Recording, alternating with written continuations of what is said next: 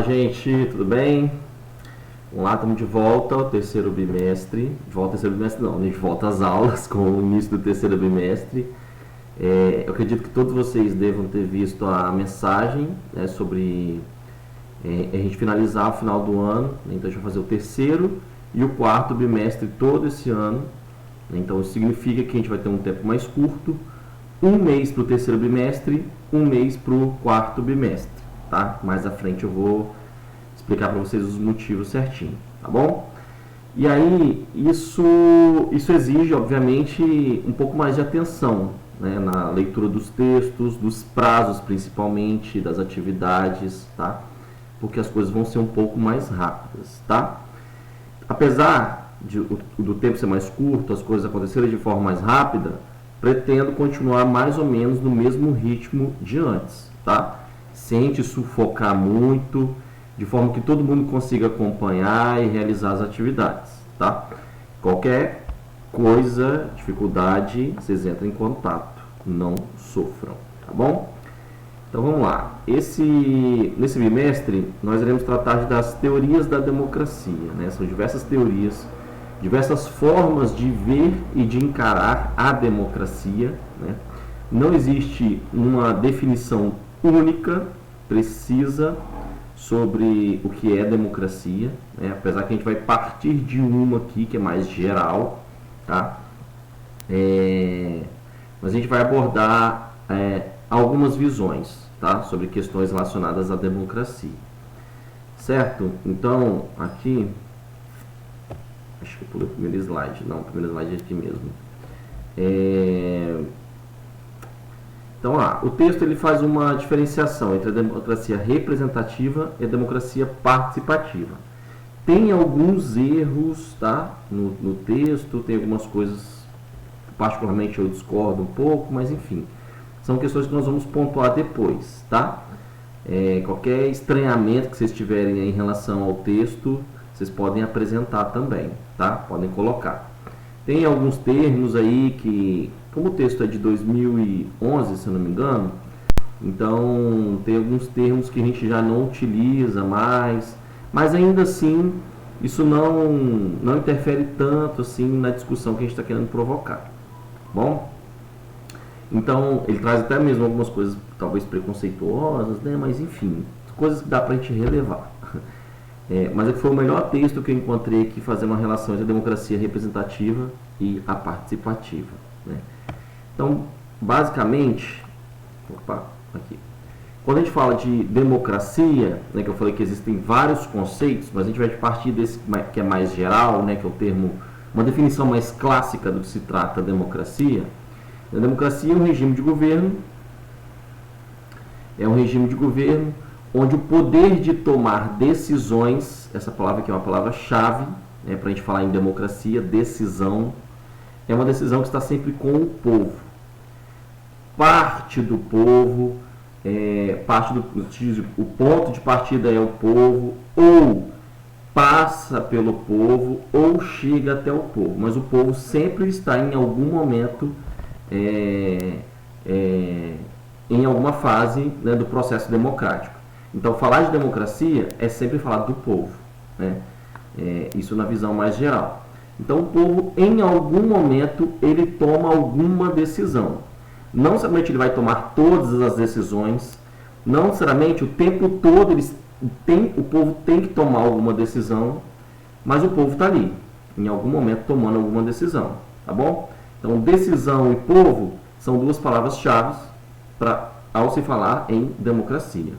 Você que está com seu caderno aí, fazendo anotações, pode anotar isso, destacar. Decisão, democracia, 2 pontos. Decisão e povo, tá bom? Não esqueça do caderno. Ainda mais que nessa aula eu vou trazer vários conceitos, né, algumas ideias, então pode ser que a gente confunda um pouco, caso a gente não anote. Não confie na memória. A memória trai a gente, né? Então, beleza. O texto ele traz aí as 3 formas de democracia. A democracia direta, a representativa e a participativa. Apesar que ele foca nos 2 últimos, representativa e a participativa. Então, quando a gente está falando das formas de democracia, o que? Existem várias formas de se tomar uma decisão, claro, né? E aí isso vai depender de um local para o outro, de um contexto para o outro, né? De um momento, enfim, né? Então, quando a gente está falando da democracia direta, é essa democracia onde o povo expressa sua vontade, obviamente, diretamente, né?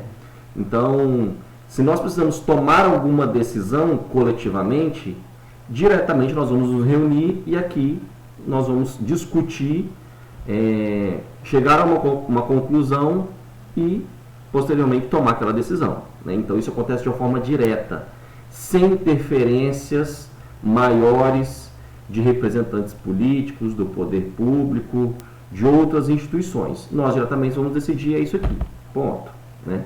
Então, é a forma inicial da democracia, né? Uma forma talvez até mais clássica do que se trata a democracia. Então, essa é a democracia direta.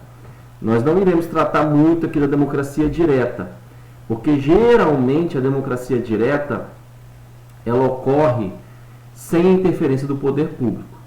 E nós iremos tratar aqui o tempo todo de processos democráticos que envolvam o Estado, envolvam o poder público, tá bom? Porque ao falar em democracia hoje, é inevitável a gente falar do povo e falar do Estado, né? Não existe mais, a não ser que a gente esteja tratando de uma comunidade tradicional, né, que aí sim as pessoas diretamente ali tomam as suas decisões em prol do coletivo, tá? E aí surge aí a democracia representativa, uma outra forma que nós iremos falar bastante dela. A democracia representativa tem esse termo porque representativa porque há a presença dos representantes políticos, né? Então o povo expressa sua vontade através de uma eleição, a eleição dos representantes. Então a principal forma de exercício da democracia representativa é o voto. É o principal instrumento democrático, o voto. O voto é o único instrumento democrático a ser utilizado? Não, né? A gente vai falar sobre isso nessa aula, né? É o principal, é a maior ferramenta na democracia, o voto? Não sei, talvez. O texto, inclusive, discute isso, né? Será que a democracia representativa é a principal, é a maior forma de democracia existente? O voto é a principal? Sempre em período de eleição, surgem essas campanhas, né? Falando que o voto é a principal ferramenta de transformação e blá blá blá blá blá. Será que realmente o voto é essa ferramenta principal? Ele é importante, sim, mas é a principal? Não sei, né? Vamos ver durante a aula.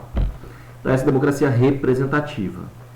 Nós temos o poder de tomar decisão? Nós, enquanto povo? Sim, nós tomamos uma decisão, mas não é diretamente. É como se a gente transferisse essa decisão para os representantes. E os representantes é que vão tomar as decisões depois, as decisões finais, em nosso nome, né? Então, começa por nós, termina com eles. Mas nós temos a decisão em algum momento. A decisão é indireta. A gente não tem a decisão final, mas a gente tem a decisão de quem vai escolher, né, o que vai acontecer no final. E aí a outra forma de democracia é a participativa, ou democracia semidireta. O que é uma democracia participativa? É uma ligação, é como se fosse um meio termo, né, vamos colocar assim, entre aspas, entre a democracia direta e a representativa.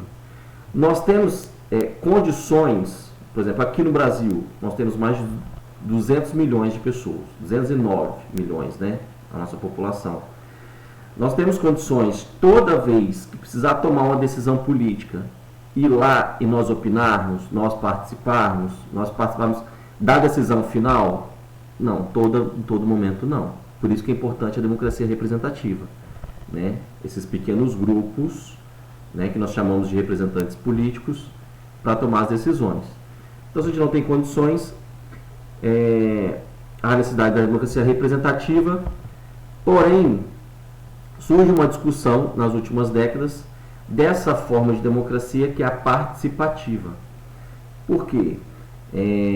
para que não só os representantes tomam as decisões, então eles abrem espaço, né, para que a gente em algum momento possa também participar, né? Eu vou falar mais para o final da aula como que funciona a democracia participativa. E aí o texto ele está defendendo o quê? Ele defende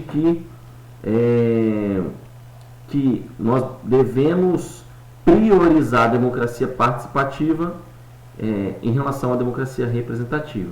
Né? Que ele fala que a democracia representativa é uma democracia que ela está defasada, decadente, é uma democracia que ela atende somente aos interesses de uma elite econômica, de uma elite política, e por isso a gente deve deixar um pouquinho de lado a democracia representativa e priorizar a participativa.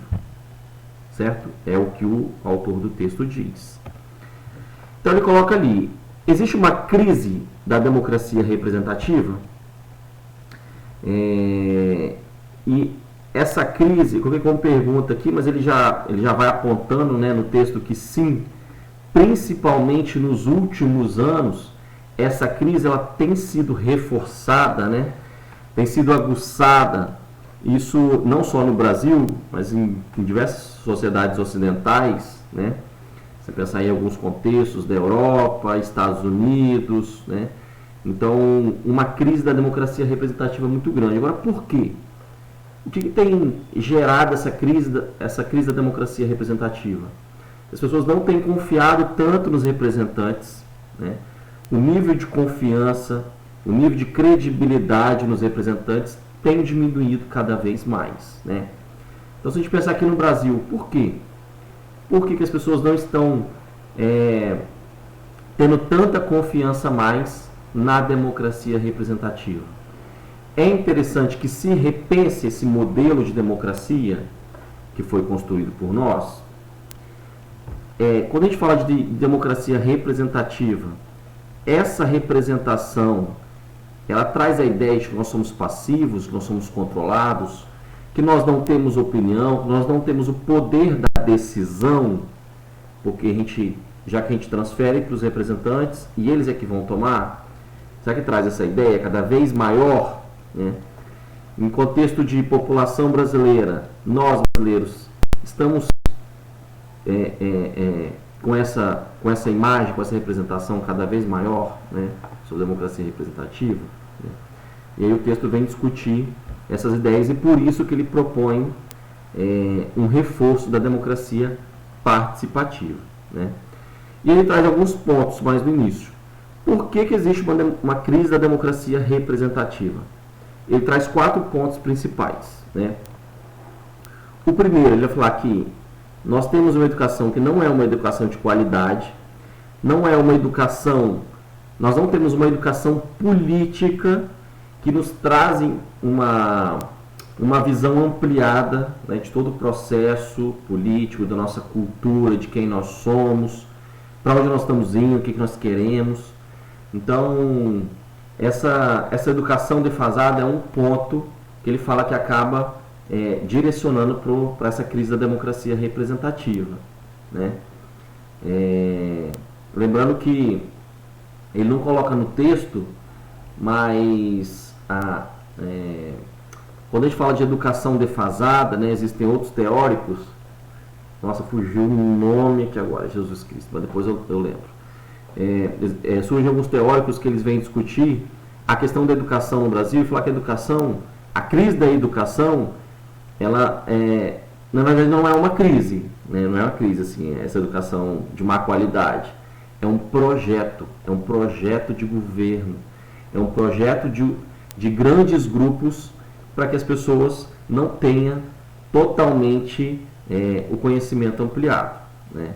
Então, não é somente uma crise, é um projeto mesmo bem definido, bem desenhado, né, para que não seja de extrema qualidade, tá certo?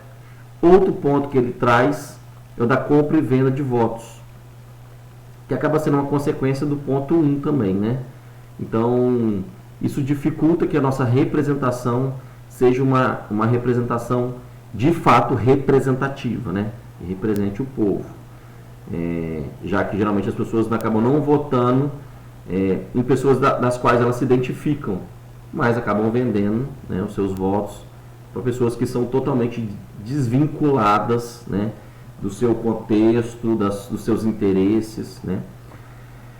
Um outro ponto que ele coloca é o voto a cada 4 anos. Isso significa o quê? Quando a gente fala de democracia, a decisão acaba sendo de 4 em 4 anos. E nesse intervalo, né, entre esses 4 anos, o que acontece de decisão do povo? Não acontece nada, né? Então, acabam surgindo esses hiatos, né, de decisões por parte do povo. Um outro ponto que ele traz é que o poder, o povo fica desvinculado do poder, né? Porque essa visão dos representantes de uma forma distanciada do povo, são os políticos, são os representantes lá em cima e o povo aqui, né?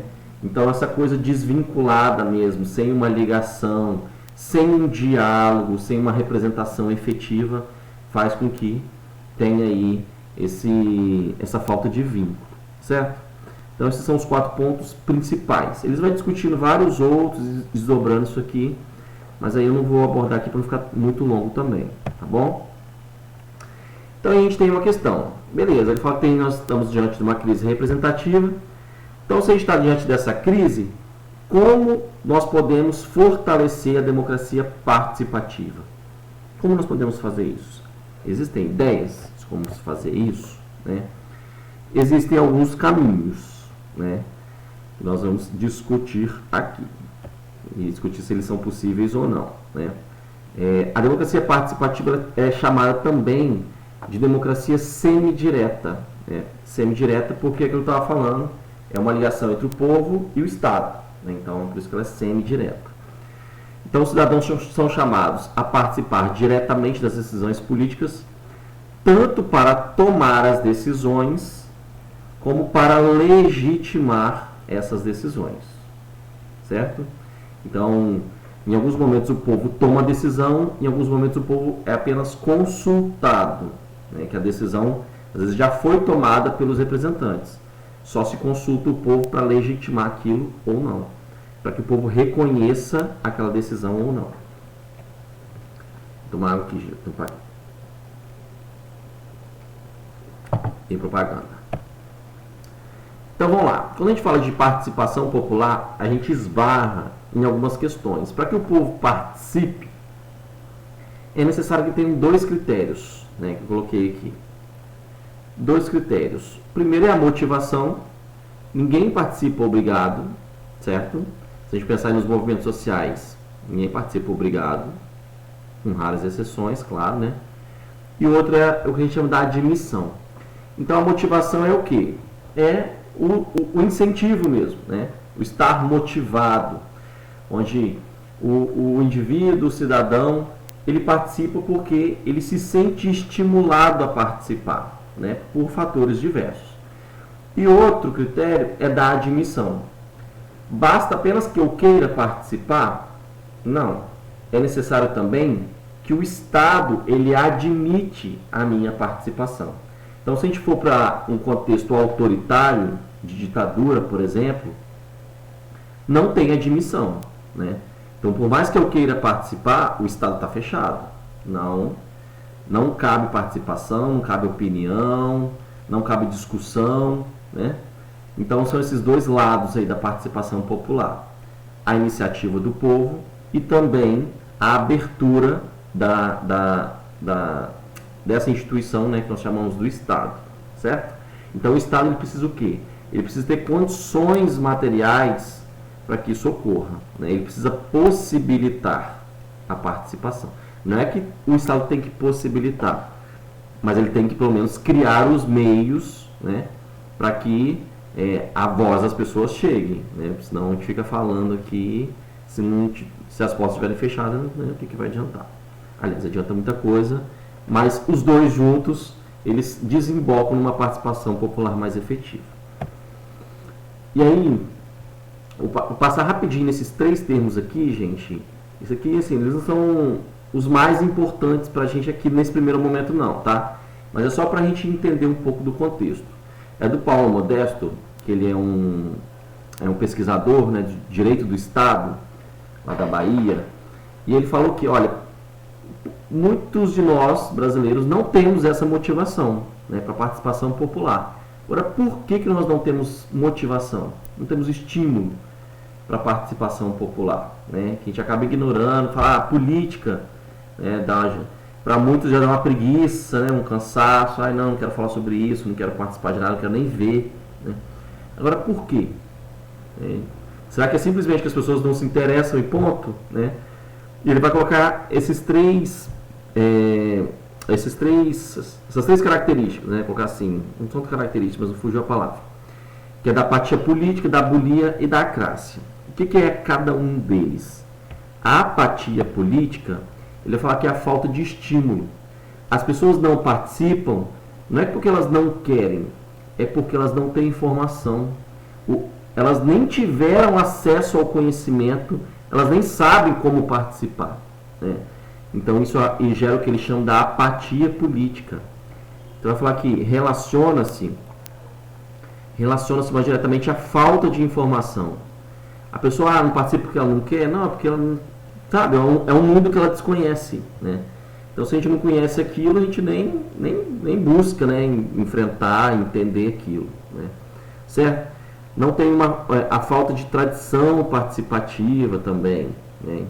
Então tem pessoas que são de um determinado contexto, né, de um mundo, de um universo, que elas não foram habituadas àquilo, né? Então, por uma certa ignorância, não ignorância da parte dela, mas que não foi apresentado mesmo, da apatia. O outro é que ele fala da abulia política. O que é a abulia política? É aquele indivíduo que ele não quer participar. Então, não é porque ele não sabe, é porque ele não quer. Então, a abulia política geralmente são aquelas pessoas que elas têm uma noção do contexto político, elas sabem que é importante a participação, mas elas não querem, né? Não querem, ou porque estão cansadas, ou porque não acreditam mais, né? Ou porque por algum momento tiveram acesso à desinformação, né? E aquilo ficou confuso, estão céticas, né? Enfim, então as pessoas que não querem participar, diferente do primeiro indivíduo que não sabe mesmo. E o outro é da acrácia política. O que é a acrácia política? É um indivíduo que talvez ele sabe, talvez ele queira participar, mas ele não consegue participar. Porque a estrutura política, a estrutura cultural, ela está tão engessada, está tudo tão difícil, que eu não consigo encontrar meios para participar. Então eu fico aqui, talvez até um pouco anestesiado, né? Eu tenho vontade, sei, entendo a importância, mas é tudo tão burocrático, tão complexo, tudo tão demorado que, assim, eu posso até querer continuar participando, mas não consigo, né? Aquela coisa assim, o Estado está com as portas fechadas, os movimentos, as instituições estão com as portas fechadas, por isso a gente não consegue participar, tá bom?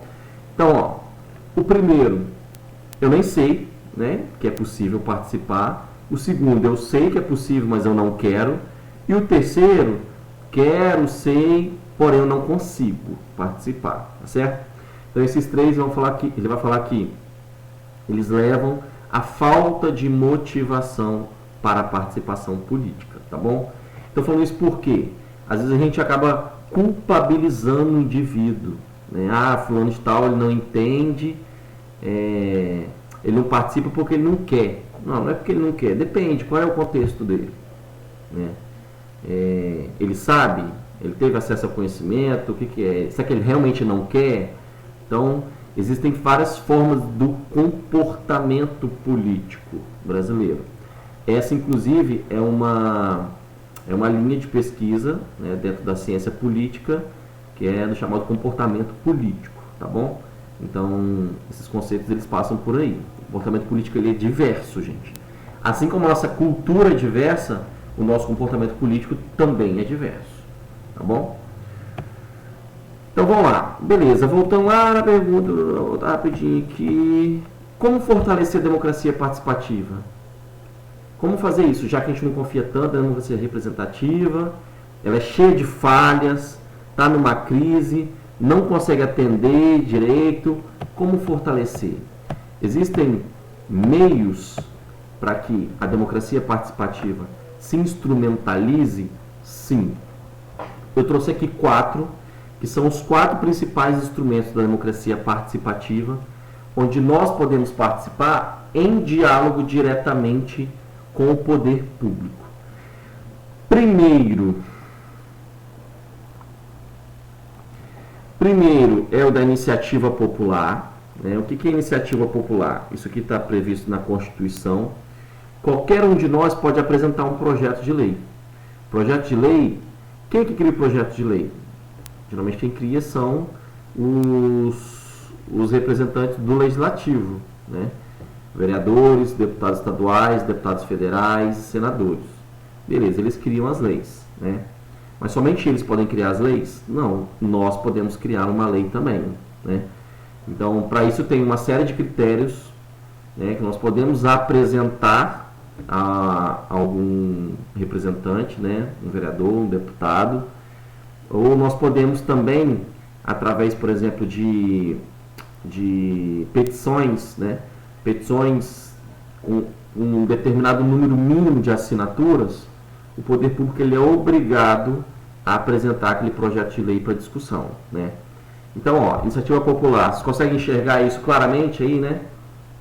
O povo em contato, tomando a decisão diretamente com o poder público. Então, não são só os representantes criando a lei. Nós podemos criar uma lei aqui, apresentar para eles, ou forçar, né, tipo, através de uma petição, né? E aí eles vão discutir a efetivação daquela lei ou não, tá certo? Então não precisa ser somente dos representantes, tá bom? Então a iniciativa popular é um importante instrumento de democracia participativa. Qualquer um de nós pode apresentar um projeto de lei a qualquer momento. Se eles vão prosseguir ou não, gente, aí já é outra questão, né? Mas enfim, aí cabe a pressão, né, de movimentos sociais, de grupos, enfim, aí já é outra discussão. Um outro instrumento importante, muito importante, são os conselhos. Os conselhos, existem conselhos municipais, conselhos estaduais e os conselhos federais, né? Inclusive, existem conselhos nas instituições também. O IFES tem um conselho, né, o Conselho Estudantil. O que é um conselho estudantil? Os conselhos são representantes de diversos setores da sociedade e do governo, né? Então, por exemplo, no IFES tem o Conselho, o Conselho de Educação, Conselho Gestor de Educação, esqueci o nome agora. Mas, enfim, que tem a representação de alunos, de professores, de funcionários e da gestão. Então, tem o diretor, tem o representante dos docentes, representante dos alunos, geralmente alguém do Grêmio, representante dos técnicos administrativos, e representante também de alguém da sociedade civil, né? Alguém que tem interesse, né, na instituição, discutir, geralmente algum pai de aluno, né? Mas não é critério. Enfim, por que existem esses conselhos? Para que os gestores, quem está lá em cima, não tomem as decisões sozinho, né? Então isso é uma forma de descentralizar as decisões, né?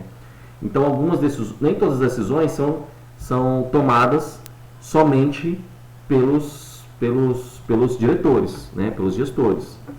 Geralmente, em algumas reuniões do conselho, os alunos, professores também levam a voz dos seus representantes para tomar decisão.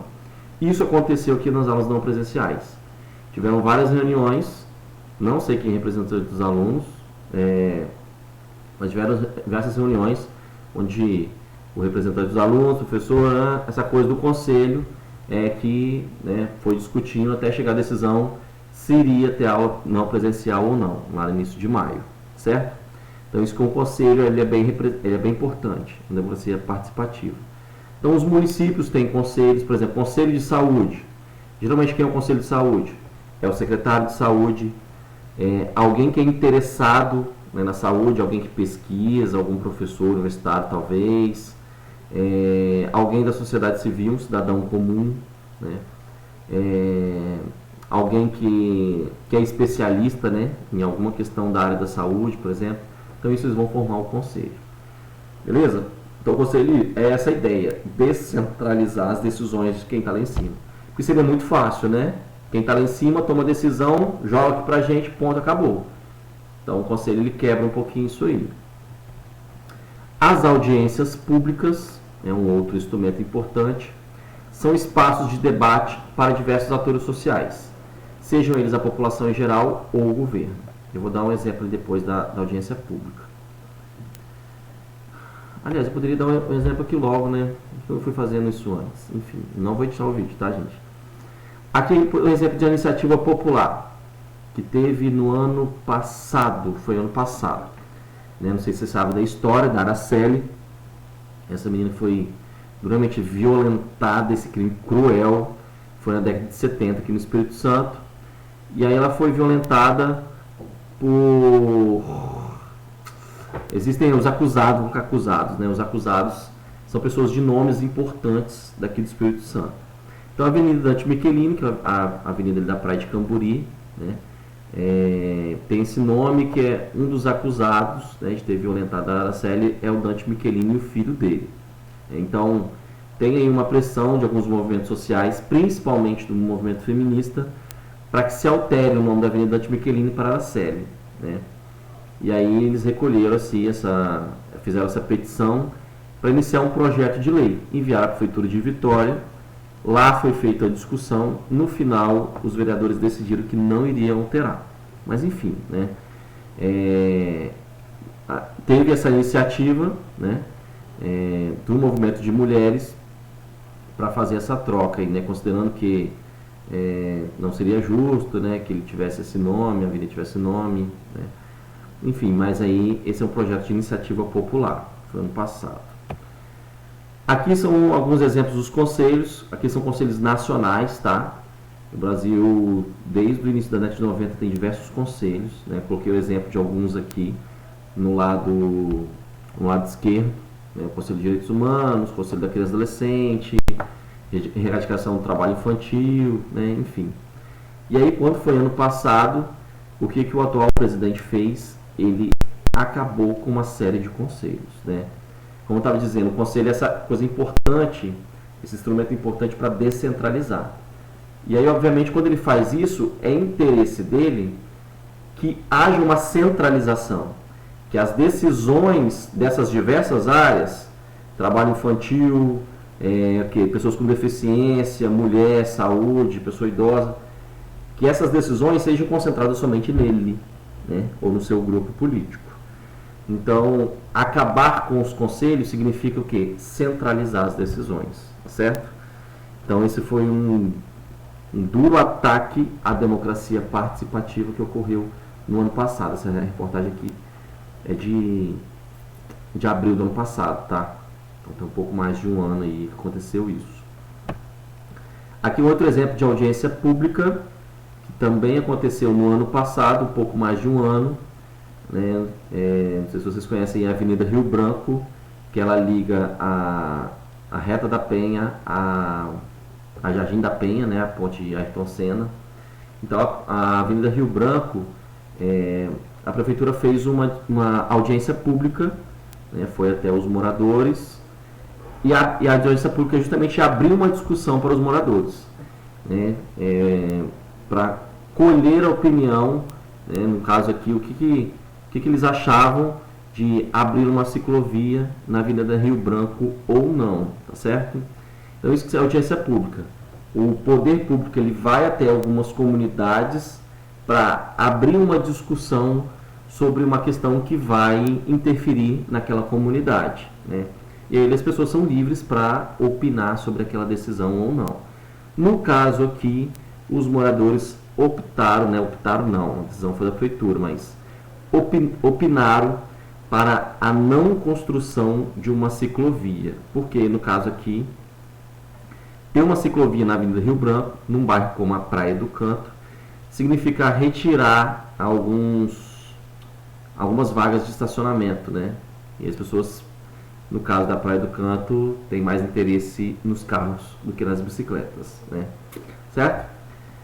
Esse é um exemplo de audiência pública. E o outro exemplo é do orçamento participativo. Deixa eu voltar aqui. O orçamento participativo é uma ideia que ele surgiu aqui em Vitória, tá? No início dos anos 2000, e hoje é um instrumento de democracia participativa que ele existe no Brasil todo e em até alguns outros países, tá? Mas é uma experiência que começou aqui. Nós somos modelo de orçamento participativo para o mundo. O orçamento participativo, o que é? Todos os anos, as prefeituras, elas fazem o orçamento para as obras do ano seguinte, né? E aí, para que as prefeituras elas não tomem as decisões sozinhas, né, do que vai ser feito, o que vai ser priorizado o orçamento, o orçamento para o bairro tal, né, Prefeitura de Cariacica, o que nós vamos priorizar para o bairro Jardim América no próximo ano, né? Então, para que a prefeitura não tome a decisão sozinha, a prefeitura ela faz algumas reuniões do orçamento participativo com as comunidades. O que a comunidade quer, né, que prevaleça no orçamento? É uma creche? É reformulação, né, do processo de esgotamento, por exemplo, né, hidráulico do bairro? O que a comunidade prefere? Então, esse é o orçamento participativo, né, onde são feitas aí essas reuniões, essas audiências com a própria comunidade, tá bom? Nos últimos anos, muitas prefeituras não têm feito isso, tá? Porque os orçamentos das prefeituras diminuíram muito e as prefeituras não estão querendo muito discutir comunidade. Então, o que? Tem se centralizado muito essas decisões, tá? O que também não é interessante, obviamente. Aqui é só uma foto de exemplo do município de Pinhais, que é no Paraná, tá? Fazendo aqui uma discussão sobre o orçamento participativo. Tá certo, gente? Então aqui, gente, tudo isso aqui, a leitura do texto, as discussões sobre a crise da democracia representativa, a ideia da democracia participativa, eu faço isso em 4 aulas, né? Então a gente está fazendo aqui um tempo muito mais curto, tá? Mas a gente pode continuar a discussão em comentários, comenta aí embaixo, né? Pode discutir. Eu estou à disposição para ampliar um pouco mais a discussão. Tá bom? Abraço em todos, até a próxima.